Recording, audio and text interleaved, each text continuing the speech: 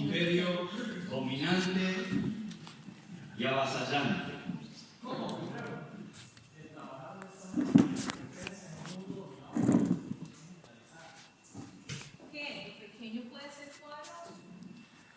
Que la identidad cristiana puede influir en una sociedad que ha dado la espalda a Dios. Que Donald Trump puede ser desafiado por los inmigrantes. Que la cultura de la solidaridad pueda ser resultados e instalados por salud humana.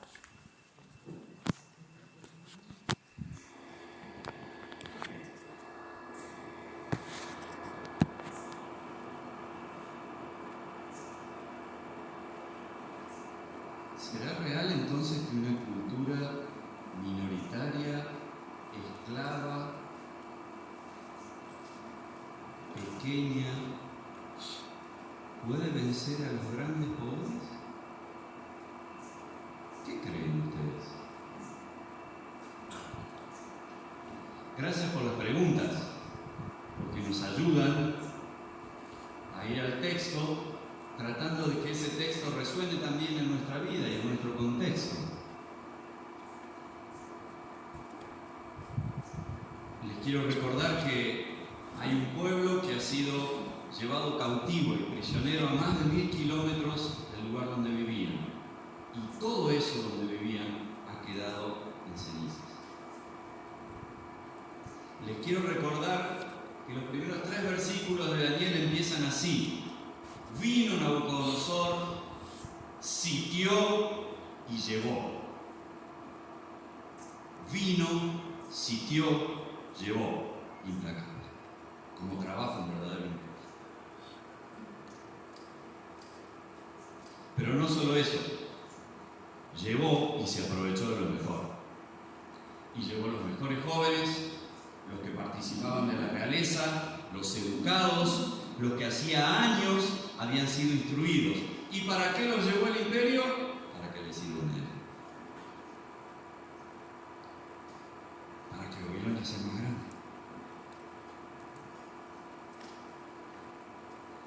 E ideó un plan fantástico. Los colonicemos. Y de esto nosotros los países latinoamericanos sabemos mucho. Los colonicemos. Les cambiemos la lengua. Les cambiemos los nombres. Les cambiemos la comida.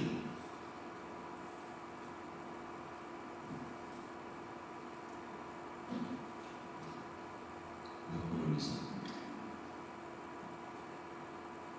Y en esto nos presenta el texto bíblico que aparece un rebelde.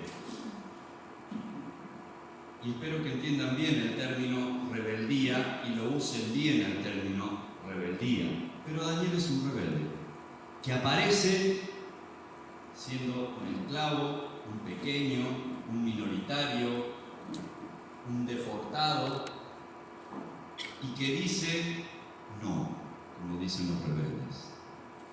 No al imperio más grande del mundo. Pero después de que aparece este rebelde llamado Daniel, hay otro a quien yo llamaría el gran rebelde que aparece también. Porque esta historia no es solo del rebelde Daniel, es del gran rebelde Yahvé.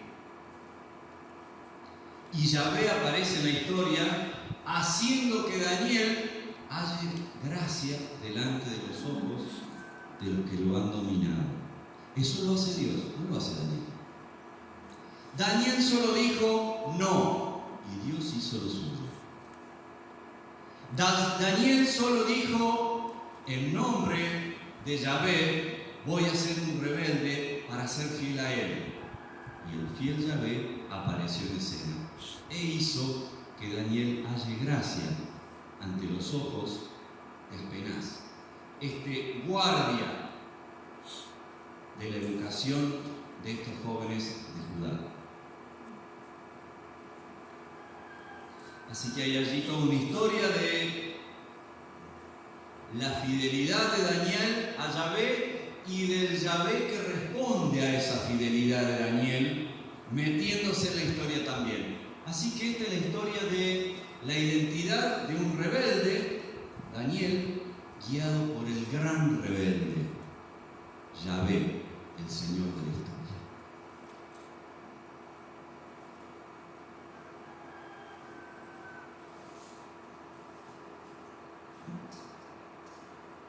¿Podrá realmente Daniel enfrentar a todo el imperio en nombre de Yahvé? ¿Podrá la fidelidad de Daniel y sus amigos hacerse carne en una cultura que domina y que tiene valores diferentes a los de ellos?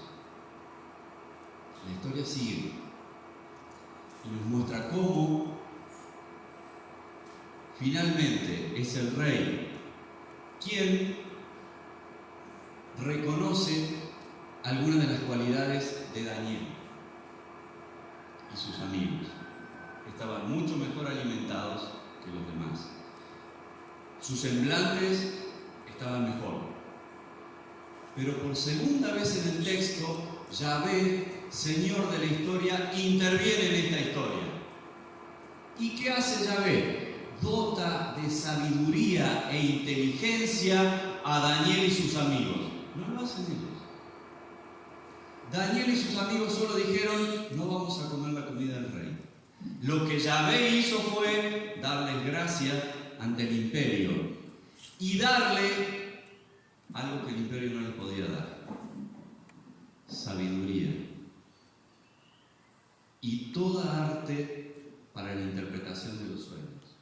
Por segunda vez en el texto, el gran rebelde, Yahvé, Señor de la historia, interviene en la historia.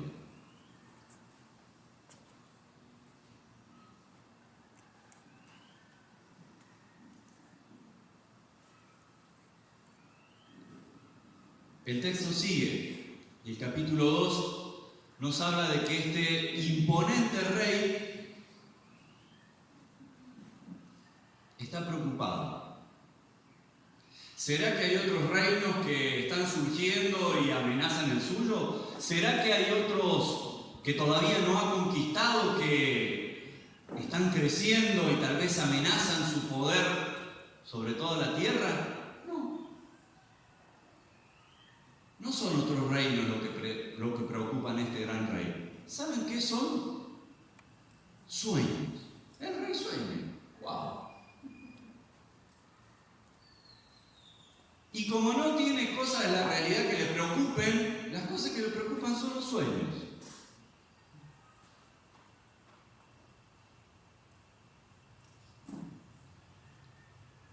Y no solo sueña, además no se acuerda de los sueños. Entonces, ¿qué hace el rey? Pide ayuda.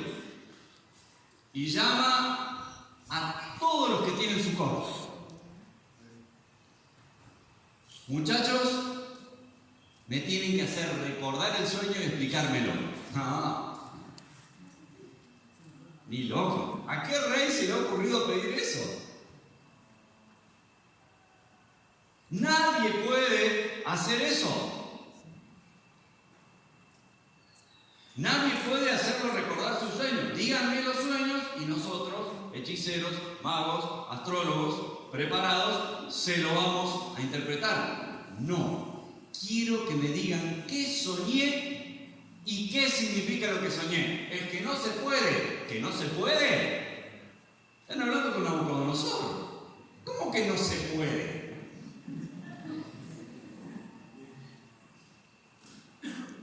Es que no se puede, nadie sabe. No se puede. Preparen. Lo quiero a todos muertos. Porque ustedes no saben, no sirve ninguno. Si no son capaces de decirme qué soñé y qué significa ese sueño, no sirven para nada. No me sirven. Así que el todopoderoso rey de Babilonia firma el edicto, firma la sentencia.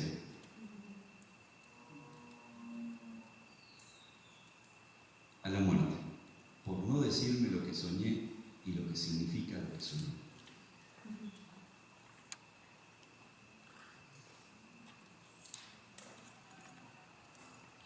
Aparece Daniel nuevamente en escena y se entera. Claro, el rey no fue a buscar a los deportados, a los esclavos, a los de segunda, que son los judíos. Pero Daniel se entera y va y le dice al encargado de matar a todos los astrólogos, magos y hechiceros de Babilonia, le dice: espera, dame un tiempo.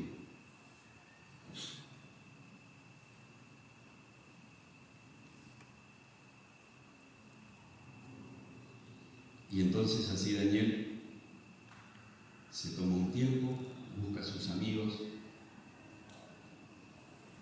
y comienza a orar.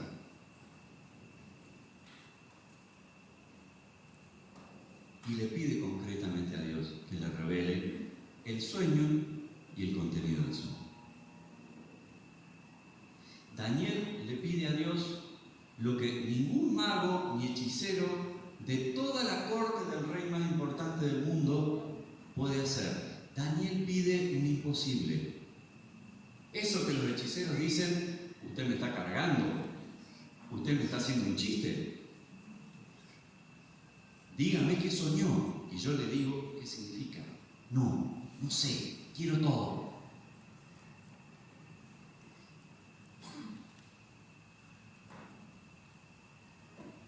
Así que Daniel y sus amigos oran a Dios y le piden que le revele el sueño y el contenido del sueño. Daniel ya había demostrado fidelidad a Dios cuando le dijo al rey o a su encargado: no voy a comer la comida. Había tenido un gesto de identidad judía, de identidad de un pueblo que tenía permitido comer ciertas cosas y no comer otras cosas. Daniel ha demostrado parte de su identidad en este hecho de no contaminarse, como dice el texto bíblico, de no comer cierta comida. Pero ahora va a terminar de redondear, de entender completamente su identidad. Luego de orar, Daniel reconoce esto de Dios. Alabado sea por siempre el nombre de Dios, suyos, de Dios, son la sabiduría y el poder, más allá de la sabiduría de Babilonia y más allá del poder de Babilonia.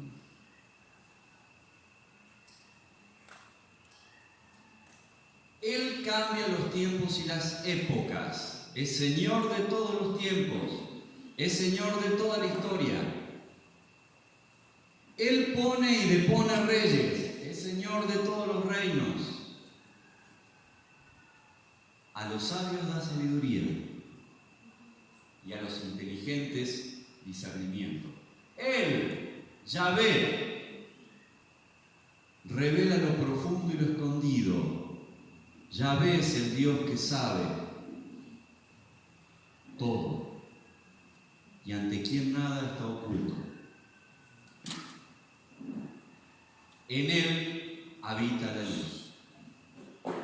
Yahvé es el Dios de mis padres. A ti te alabo y te doy gracias. Me has dado sabiduría y poder, me has dado a conocer lo que te pedimos, me has dado a conocer el sueño del rey. No sé si ustedes en esta lectura fueron capaces de captar todos los rasgos de la identidad que termina de redondear este texto en la vida de Daniel. Daniel reconoce que es el Dios de la historia, que es el Dios de sus antepasados, que es el Dios de su pueblo, ese que sacó de Egipto, ese que llevó a Canaán, ese que ahora, por su desobediencia, está en Babilonia.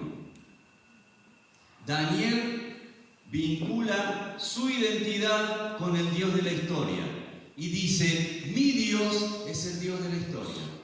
Mi Dios es el Dios de los reyes y de todos los tiempos. Mi Dios es el Dios de todas las épocas. Mi Dios es el Dios que sabe todo. Mi Dios es el Dios para quien no hay misterios. Mi Dios es el Dios que me ha dado que sepa cuál es el sueño del rey y que sepa interpretarlo.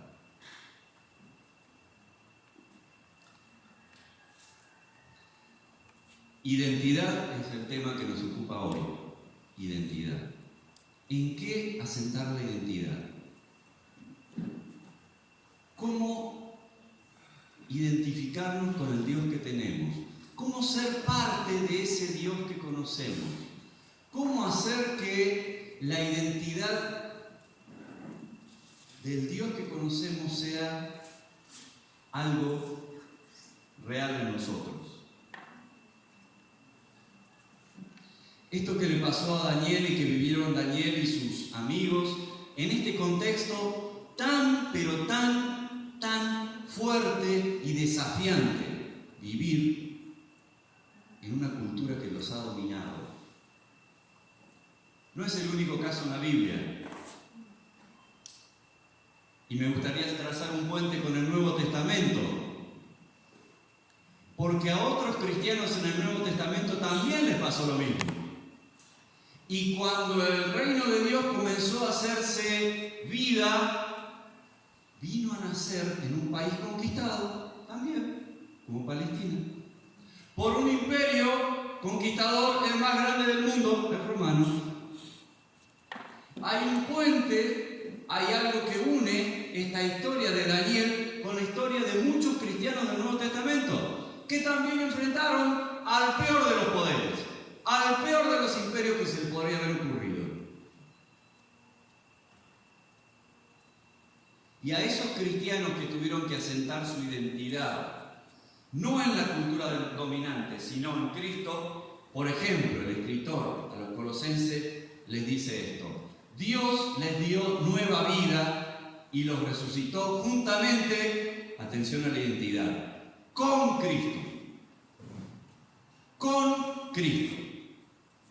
Por eso, dediquen toda su vida a hacer lo que Dios le agrada. Piensen en las cosas del cielo, donde Cristo gobierna a la derecha de Dios. No piensen en las cosas de este mundo, pues ustedes ya han muerto para el mundo y ahora por medio de Cristo, Dios les ha dado vida verdadera, identidad en Cristo. Dios, por medio de Cristo, les ha dado vida verdadera. Por eso, ahora viven de manera diferente. No viven como la cultura dominante en donde ustedes están insertos. Ahora viven de manera diferente, le dice el escritor cristiano a los hermanos en Colosas. Ustedes son personas nuevas. Cada vez se parecen más a Dios, su creador. Y cada vez lo conocen mejor.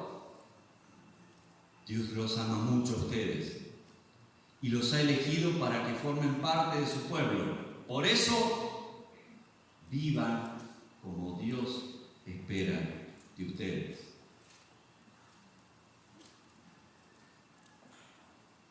Y otro escritor que ayuda también a vivir a los creyentes en Roma, la capital del imperio. Dice esto a los creyentes en esa ciudad. Por eso, hermanos míos, ya que Dios es tan bueno con ustedes, les ruego que dediquen toda su vida a servirle y a hacer todo lo que a Él le agrada. Así es como se debe adorar a Dios. Escuchen, identidad. Y no vivan ya como vive todo el mundo. Identidad. Al contrario, cambien de manera de ser y de pensar. Así podrán saber qué es lo que Dios quiere, es decir, todo lo que es bueno, agradable y perfecto. Romanos 12, y leí parte de Colosenses 3. Así que no solamente Daniel y sus amigos tuvieron que lidiar en esto de construir una identidad alternativa a la identidad dominante, a la identidad del imperio, a la identidad más fuerte del mundo en donde les tocó vivir. También los primeros cristianos tuvieron ese enorme desafío frente al imperio romano. Y allí hubo voz de Dios para ellos, diciéndole algo muy similar a lo que se le dijo a Daniel. A Daniel se le pidió: identifícate con Yahvé, que tu identidad esté asentada en Yahvé. ¿En quién es Yahvé? ¿En quién es Dios? ¿Qué se le dijo a los cristianos del primer siglo? Que la identidad de ustedes esté asentada en Cristo. Identifíquense con Cristo. Sean como Cristo.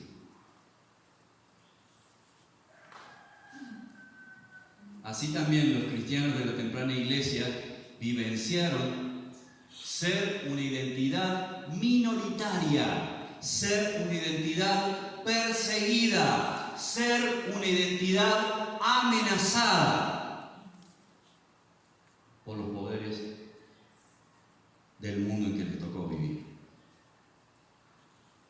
Y construyeron su identidad asentándose en Jesucristo.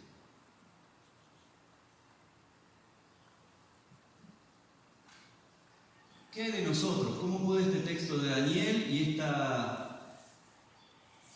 visión de nuestros hermanos de la temprana iglesia ayudarnos a nosotros hoy, aquí, ahora, en Costa Rica? Bueno, nosotros también continuamente construimos identidad. Continuamente. Miren, de lo más básico, ¿por qué están vestidos como están vestidos? Porque me gusta. Porque me gusta el color damasco, porque me gusta el verde, porque me gusta combinar el verde con la cinta naranja que tengo. Porque me gusta, es parte de mi identidad. ¿Y por qué tener esas zapatillas? Y porque me gustan, porque son de mi época, porque son minimalistas, porque tienen el diseño que me gusta. Pero todo eso es parte de nuestra identidad. Todo eso. Mirándonos, ya manifestamos cierta identidad. ¿Y por qué me corto el pelo como me corto? ¿O por qué tengo el color liláceo que tengo en el pelo? Porque me gusta, porque es parte de mi identidad, porque así me veo bien. Continuamente estamos construyendo identidad. La carrera que han elegido construye la identidad de ustedes. También. La familia en donde han nacido construye la identidad de ustedes. Los hermanos que tienen o que no tienen, con quienes pelean o no pelean, también son parte de la identidad. Las provincias o lugares en donde han vivido y donde están estudiando ahora también forman parte de la identidad. Tienen ciertos términos que se hablan en esta provincia y en esta otra que vinieron a estudiar. Hay otros vocablos y otros modismos y otra forma de actuar. Todo eso va confluyendo y va generando nuestra identidad. ¿Por quién votamos al último presidente? No me digan, porque ya sé que fue un poco brava y generó requemores. No me digan qué, pero definimos identidad votando por alguien o por otro. Y dudamos de alguien y de otro. ¿O no fue así? Y construimos identidad con nuestro voto.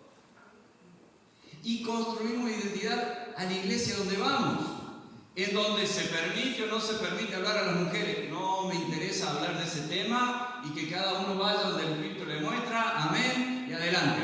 Pero digo, nuestras iglesias configuran parte de nuestra identidad teológica y de nuestras vivencias.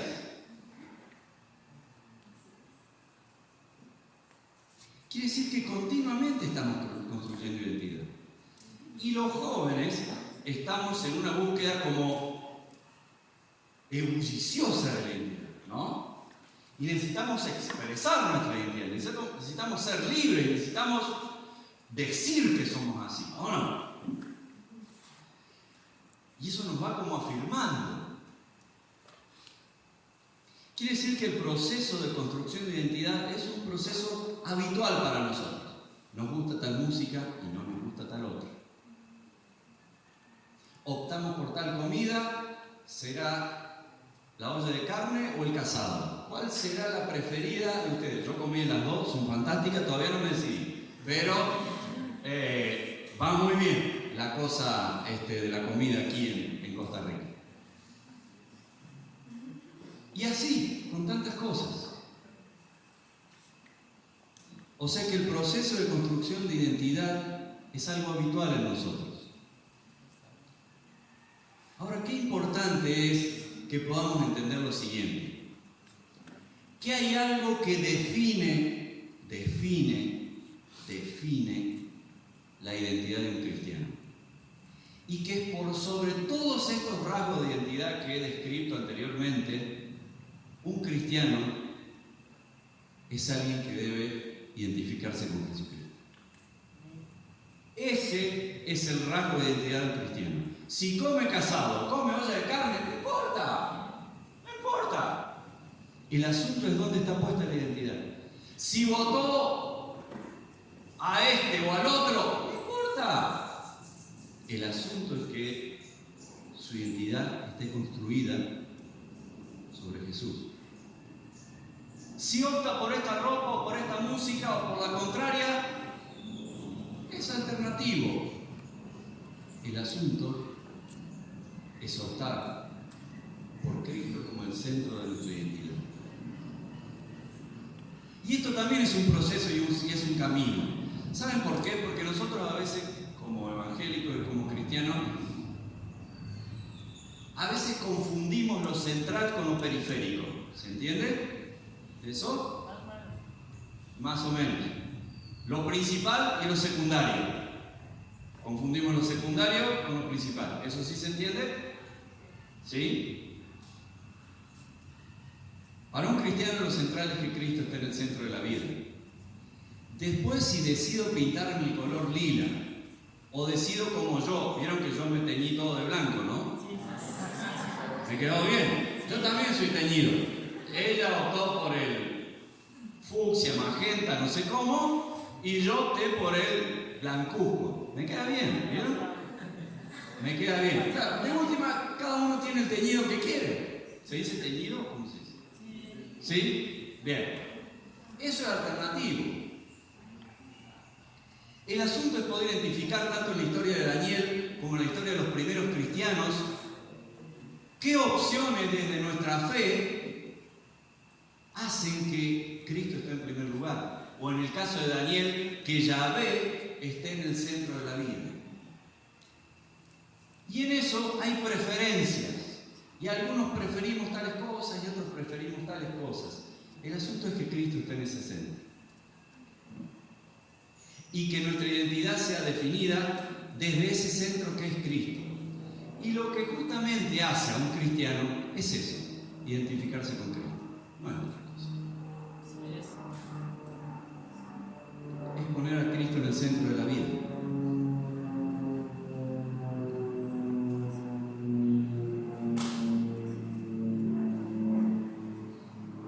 Y me parece muy interesante el contraste entre el caso de Daniel y el caso de los primeros cristianos. Porque esto que estamos hablando muy graciosamente, de identificarse con Cristo, a Daniel le fue bien. A Daniel la vida se le preservó. ¿Qué hubiera pasado si apenas el jefe de la guardia le hubiera dicho a Daniel, no, discúlpame, ¿es esta comida o no hay otra cosa? Tal vez Daniel diga, bueno, hago ayuno por 3 meses. Tal vez eso hubiera sido la salida de Daniel. En fe. Y hubiera seguido insistiendo por el camino de fidelidad a Yahvé. Ayunamos 3 meses. ¿Listo? En fidelidad a Yahvé. Y que Yahvé responda. ¿Y qué pasa si no lo dejaban ayunar? ¿Qué pasa si al rey decía, no, usted tiene que comer? Y si no comen, los mato.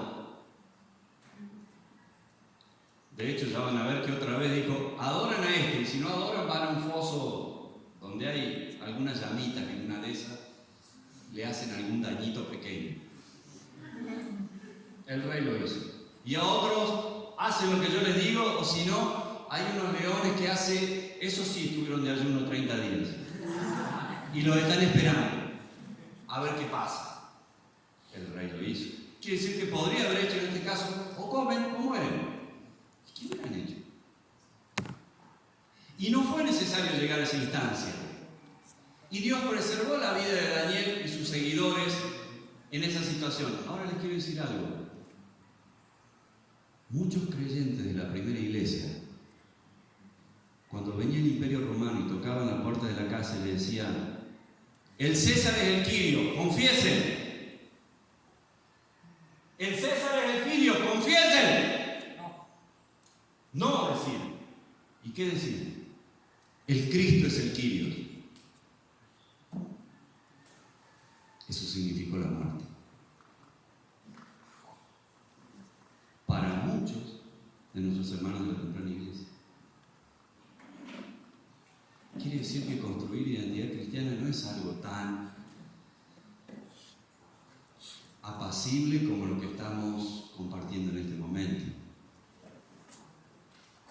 Tiene sus riesgos. Implica estar dispuesto a jugarse la vida. Implica fidelidad hasta las últimas consecuencias.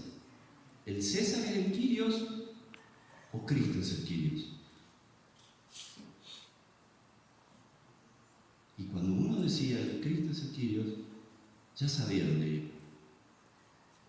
Y ya sabía que la muerte lo esperaba.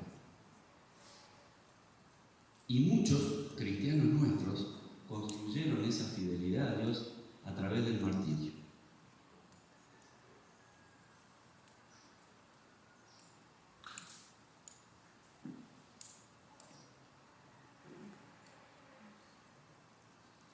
La palabra de Dios, a través de este texto de Daniel y de lo que hemos podido ver como puente en el Nuevo Testamento, nos desafía a ser rebeldes con la cultura dominante. Rebeldes con la cultura dominante, como fue Daniel, como fueron los primeros cristianos. Rebeldes. Decir no.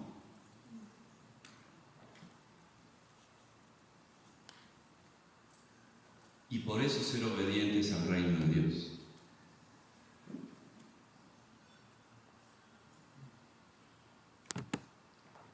Afirmados en nuestra identidad en Cristo.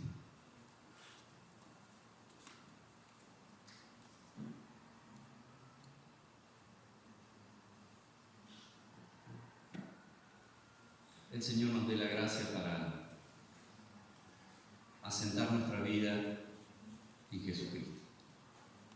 Querido Dios, pedimos conciencia para saber identificar la cultura dominante de nuestra época. Pedimos discernimiento de lo alto para poder entender al sistema mundo. Pedimos tu sabiduría para poder descubrir a los dioses de este siglo que quieren arrebatarte el lugar de nuestra vida. Pedimos también conocerte más a través de la oración y la alabanza, como Daniel lo hizo y sus amigos, para estar seguros de qué Dios sos